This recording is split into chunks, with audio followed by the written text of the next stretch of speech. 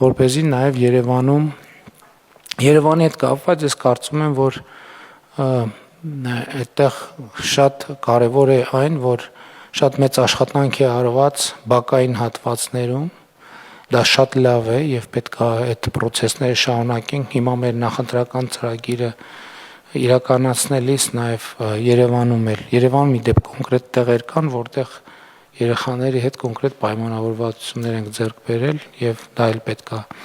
կոնկրետ հասցեներով իրագործենք, բայց շատ կարևոր եմ համարում, որ Աջափնյակ մետրոյի կայարանի շինարարությունը ի վերջո սկսենք, որովհետեւ ընդ որում ուզում եմ ասել, որ այդտեղ ի հեճուկ ըստ տպավորությունների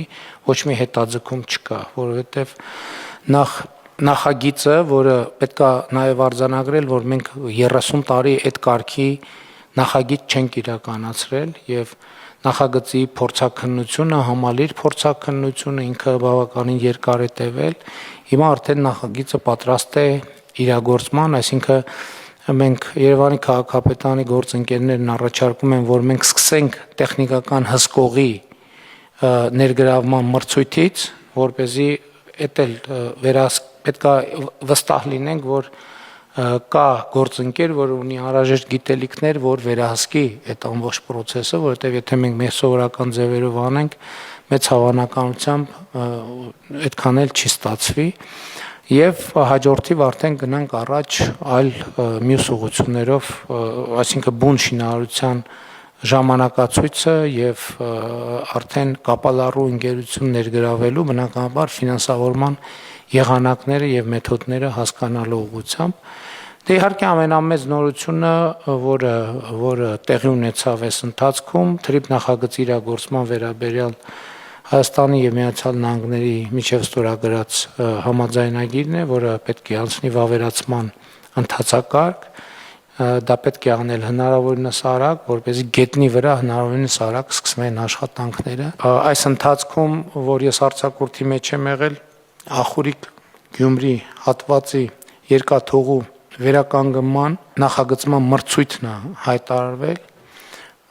եւ մենք այդ ուղղությամբ էլ պիտի ակտիվ աշխատենք երասկայարանի հատվածում մենք պետք է ակտիվ գործողություններ սկսենք ներառյալ երկաթգծի կայարանի նորոգումը եւ Ախուրիկի հատվածում, Գյումրիի հատվածում եւ Երասխի հատվածում, որպեսզի այստեղ էլ մենք պետքա որոշումներ կայացնենք եւ գնանք առաջ։ Հյուսիս-հարավի շինարարությունը շատ հաջող ընթանում է, Ագարակ, Քաջարան հատվածի առաջիկայում մենք սկսենք նաեւ Քաջարանի թունելի շինարարությունը, հաջորդիվ տեղի կունենա արդեն Բարգուշատի թունելի շինարարությունը, որի շուրջ պայմանավորվածություն ենք ձեռք բերել Ֆրանսիայի մեր գործընկերների հետ, եւ հյուսիս-հարավը պետք է շարունակի մնալ մեր առաջնահերթ նախագծերից մեկը, քանի դեռ այն ամբողջությամբ իրագործված չէ, մեծ նորությունը ընտրություններից առաջ եկավ, որ հարավարեմտյան թաղամասի հետ խնդրահարույց հատվածի հետ կապված ի վերջո դատական process-ները, դատական ավելի ճիշտ փակուղին հաղթահարված է էլի օրենսդրական փոփոխություններ անելու արդյունքում եւ այդ ուղղությամբ էլ պետքա գնանք եւ աշխատենք հաջորդ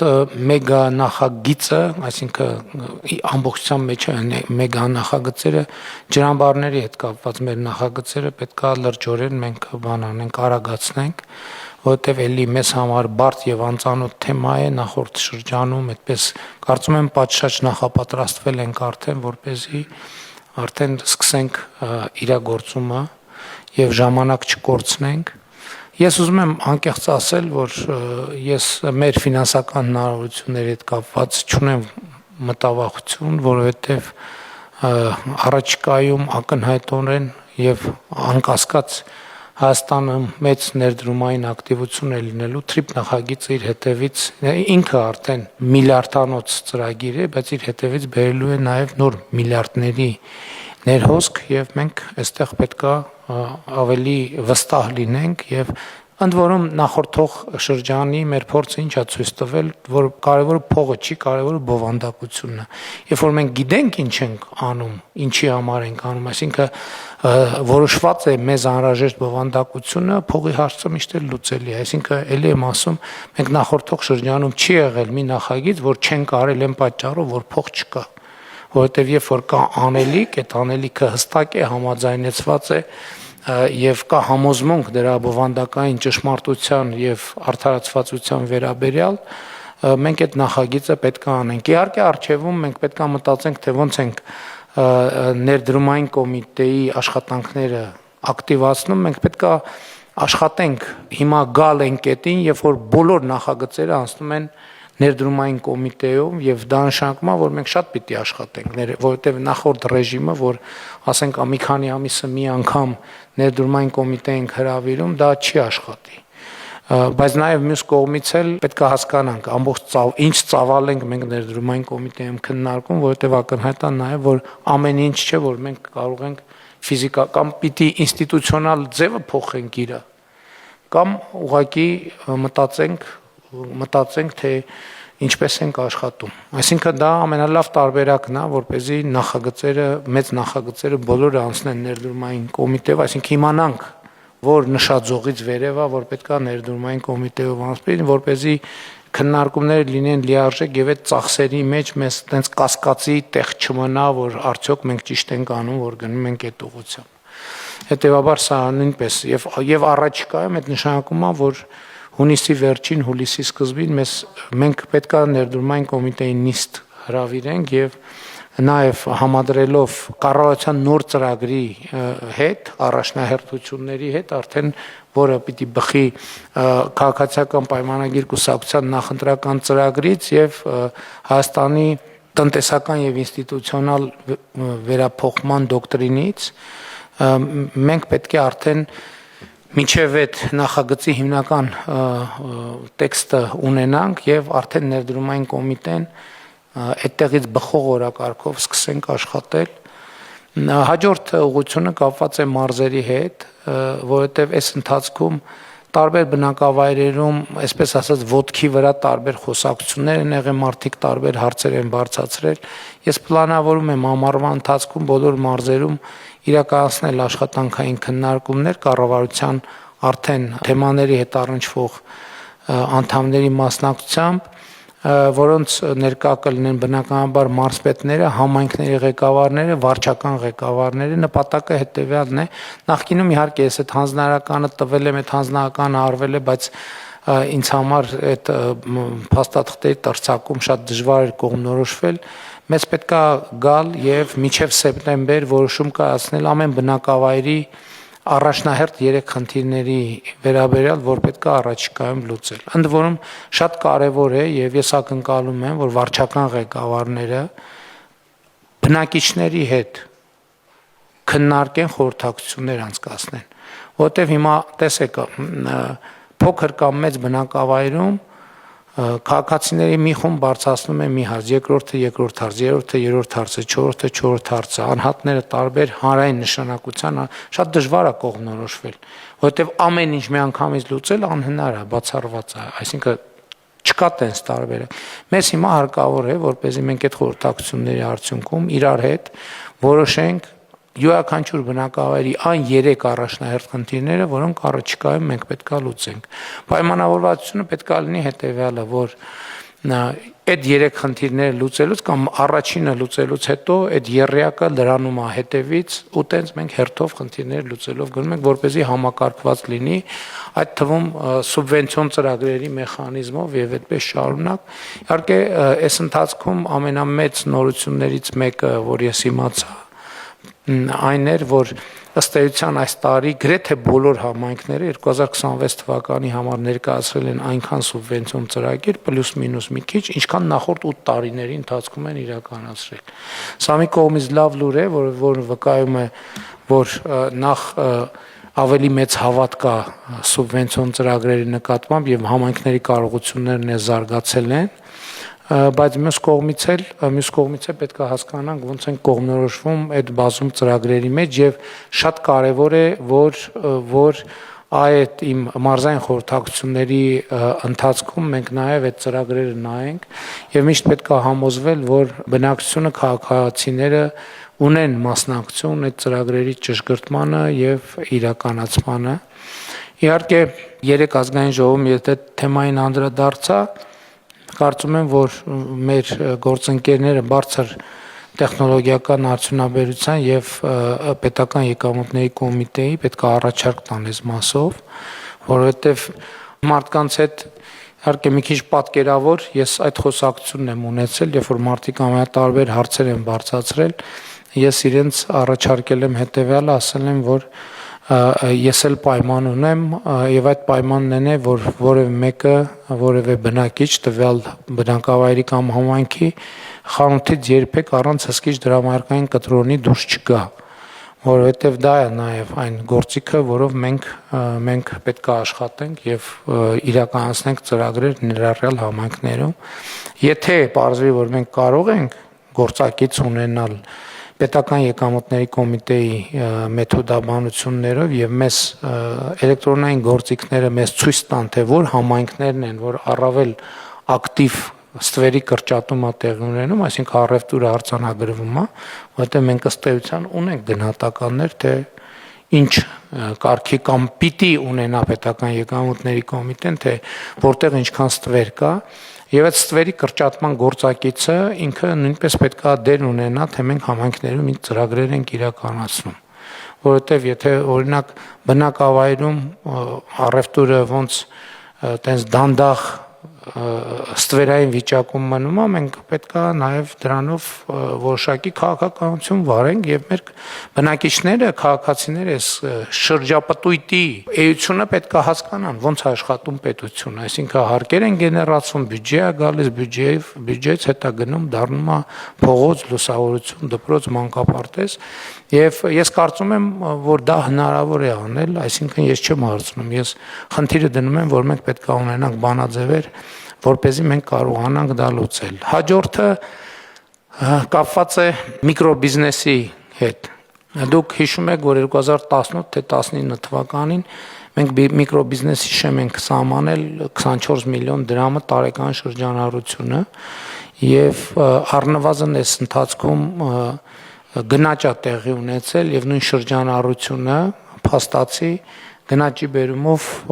առնվազն 25-26%-ով աճել է, այսինքն այս առումով միայն այս փաստի բերումով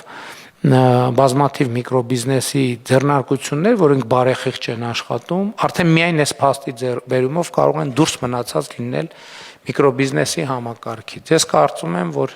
այսինքն չեմ կարծում, արդեն ասել եմ դրա մասին, որ մենք պետքա միկրոբիզնեսի շեմը բարձրացնենք, առնվազն կրկնապատկենք, որպեսզի գնաճային ամեն ճշգրտումից հետո դրան չանդրադառնանք,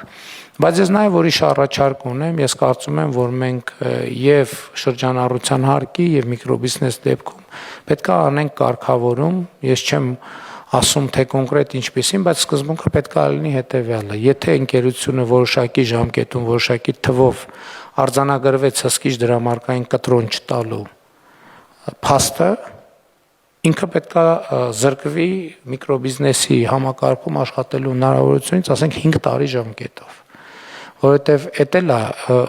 տուգանվեցի, շարունակեցի տրամաբանությունը պետք է բացառել ընդհանրապես եւ սա շատ սկզբունքային հարց է, որով մենք պետք է գրանք, որովհետեւ մի կողմից մենք շատ մեծ արտոնյալ դաշտ ենք ստեղծում, բայց պետք է նաեւ մեխանիզմներ ստեղծենք, որ այդ արտոնյալ դաշտը չչարաշահվի, որովհետեւ մեր փորձը ցույց է տալիս,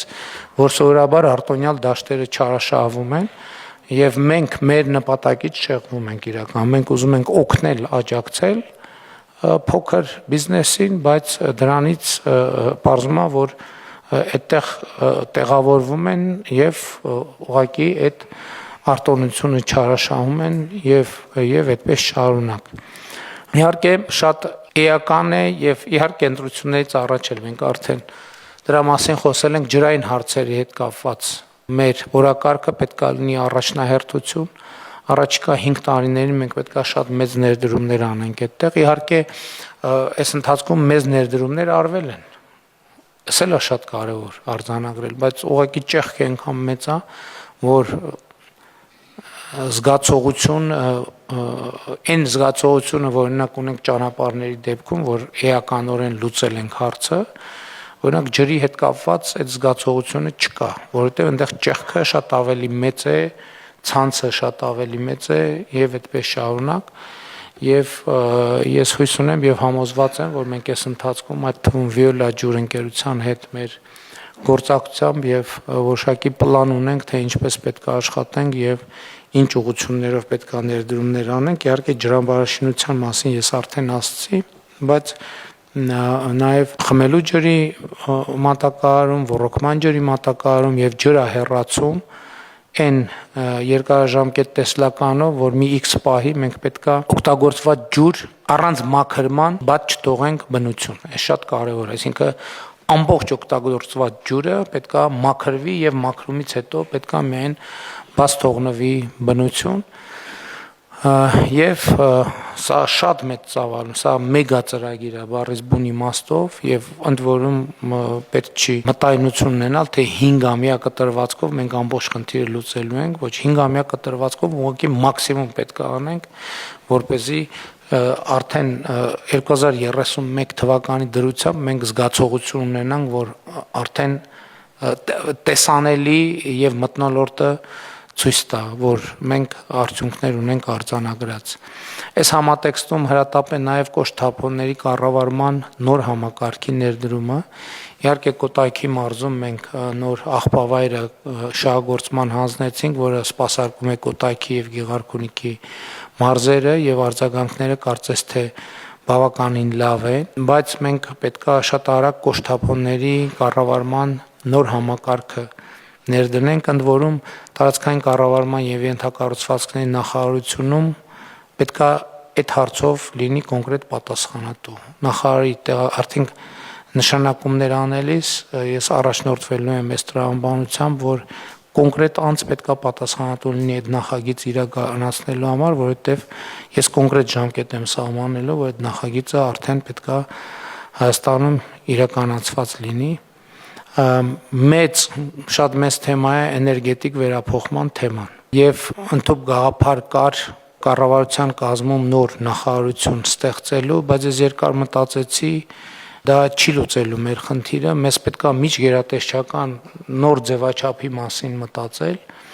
որովհետեւ այստեղ մի նախարարության անելիք չի էներգետիկ վերափոխումը, որովհետեւ առանց օրինակ քաղաքաշինության կոմիտեի եւ տարածքային կառավարման տեղական ինքնակառավարման մարմինների էներգետիկ վերափոխումը հնարավոր չի իրականացնել, այսինքն խոսքը ընդհանրապես էներգիայի ստեղծման եւ օգտագործման նոր ձևերի եւ նոր կուլտուրայի ներդրման մասին է։ Ես կարծում եմ, որ մեր գործընկերները, այդ թվում Արդարադատության նախարարության մեզ պետք է օգնեն, թե մենք ինչ ձևաչափեր կարող ենք ունենալ, որոնք լինեն նույնքան մոբիլ, ինչքան նախարարություններն են, բայց իրենք բնույթով լինեն միջգերատեսչական։ Իհարկե փոխվարչապետերի գրասենյակների եւ փոխվարչապետերի կողմից համակարգման մեխանիզմը եւ այն ինչ պայմանավորվել ենք, որ մենք պետքա պատկերավոր ասած project manager-ի նոր ինստիտուտ ունենանք, չգիտեմ դա մեր կառավարման կարգում ինչ կկոչվի եւ ինչպես արդեն որոշել ենք, որ մի քանի մակարդակում մենք պետքա ունենանք եւ փոխվարչապետերի գրասենյակների կարողություններն էլ այս առումով պիտի մեծացնենք, որովհետեւ հիմնական մենեջերները նախագծերի պետք է իմ պատկերացմամբ գործեն այնտեղ, բայց նաև միջգերատեսչական որոշակի ուղղություններ պետքա հասկանանք, թե ինչպես մենք համակարգենք, խոսքը մասնավորապես վերաբերվում է հենց էներգետիկ վերափոխման թեմային, որը ծավալուն թեմա է, այսինքն այդտեղ առնվազն 5-6 նախարարությունների աշխատանք կանելու, որը մի նախարարություն ուղղակի չի կարող անել։ Իհարկե մենք նախկինում թվայնացման հետ կապված փորձ ունենք, բայց իմ տպավորությամբ այդտեղ էլ պետք է որոշակի փոփոխություններ անենք, որպեսզի ավելի արագ գործենք, որովհետև թվայնացումը նույնպես շարունակում է մնալ մեր բացարձակ առաջնահերթությունների մեջ։ Այդտեղ էլ մենք բավարար չափով նախապատրաստվել ենք եւ պետք է առաջիկա շրջանում ավելի մեծ տեմպերով իրագործենք այն, ինչ պլանավորել ենք, մանավանդ մենք ոլորտում նոր կառավարման մարմին ձևավորվեց, լիարժեք գործում է եւ նաեւ այս պատեհությունը օգտագործելով պետք է հասկանանք process-ները ինչպես ավելի արագ կազմակերպենք եւ ելի բազմաթիվ թեմաներ, որոնց շուրջ Իհարկե մենք կաշխատենք, ես ուղղակի այսպես որը հիշողությանս եկավ այդ հիշատակեցի, մնացած թեմաների շուրջ կշարունակենք աշխատել, այսօր էլ կշարունակենք քննարկել եւ հետագա օրերին եւ հետագա ընթացքում կանդրադառնանք տարբեր թեմաների, ընթացիկ բարեփոխումների ընթացքին պետքա անդրադառնանք։ Ես մի թեմա էլ կա, որ այս հատվածում կուզեի նշել, մասնավորապես հակակոռուպցիոն մեր քաղաքականություններում պետքա մենք ավելի սկզբունքային լինենք։ Ինձ համար խնդրեմա, որ մասնավորապես մեր առաջընթացը հակակոռուպցիոն քաղաքականությունների միջազգային զեկույցներում մեր առաջընթացը կամ դադարելա կամ դանդաղելա, դա բացարձակապես ընդունելի չի եւ չի կարող ուղղակի այդպես շարունակվել։ Այսինքն դա ինձ համար անձնական սկզբունքային հարց է եւ ընդཐུպ ինչ որոշումներ անհրաժեշտ են կայացնել, որպեսզի այս ստագնացիան դադարի, այդ բոլոր որոշումները միանշանակ եւ աներկբա ես կայացնելու եմ եւ այդ ուղղությամբ պետքա մենք շատ ակտիվ գործունեություն ծավալենք եւ ուզում եմ ամփոփել մեր հաջորդ խոշորագույն սպասվող իրադարձությամբ, բայց երկու իրադարձությամբ լավ մեկով չեմ սահմանափակվի, որովհետեւ մենք մեծ հաջողությամբ իրականացրինք եվրոպական քաղաքական համայնքի գագաթաժողովը Երևանում, առաջիկա մեզ սպասվում է COP17-ը, ինչպես պայմանավորվել ենք, ելի առաջիկա 1-2 ամսվա ընթացքում դուք զեկույց կպատրաստեք, այդ թվում այցելելով համապատասխան տեղեր, անցկացման վայրը Մերիդիան կենտրոնում, ես կուզենամ նախկինում պայմանավորվել եք այցելեմ եւ առաջընթաց տեսնեմ, թե ինչ վիճակում է գտնվում, ինչպես ենք մենք պատրաստվում եւ անկեղծ պիտի ասեմ, իմ ամենամեծ լարվածությունը կապված է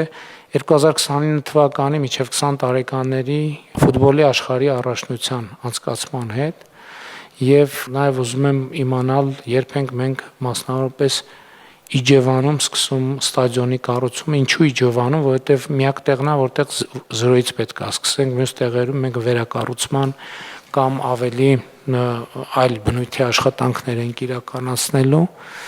եւ սա ավելի քան սկզբունքային հարց է մեզ համար, պետք է շատ բարձր մակարդակով կազմակերպենք, ընդունենք այդ առաջնությունը եւ նաեւ առիթ օգտագործենք այն բնակավայրերում, համայնքներում, որտեղ դա տեղի ունենալու լրացուցիչ ներդրումներ անենք ենթակառուցվածքների զարգացման ուղղությամբ։ Թերևս այստեղ ես կանգ կառնեմ եւ նաեւ կուզենամ, որ մյուս հատվածում մեր գործընկերները ներկայացնեն ընթացիկ իրավիճակները։ Գիտեմ, որ պետական բյուջեի եկամուտների հավաքագրումը շատ բարձր տեմպով է ընթանում, երեք արդեն ասել են, որ 40 միլիարդի երակատարում ենք սպասում, ես 30 էի ասում, տենց մի քիչ զգուշություն ցուցաբերելով, բայց ֆինանսների նախարարն 10 միլիարդն էլ ասեց, այնպես որ արդեն 40 միլիարդ։ Մնացած հարցերի վերաբերյալ հիմա ես մեր գործընկերների տեղեկությունները կամ զեկույցները կլսեմ, որոշ մի քանի հարցերի վերաբերյալ, որոնք հրատապության կարգով ինձ հետաքրքրում են։ Այսքան է փոլի համար։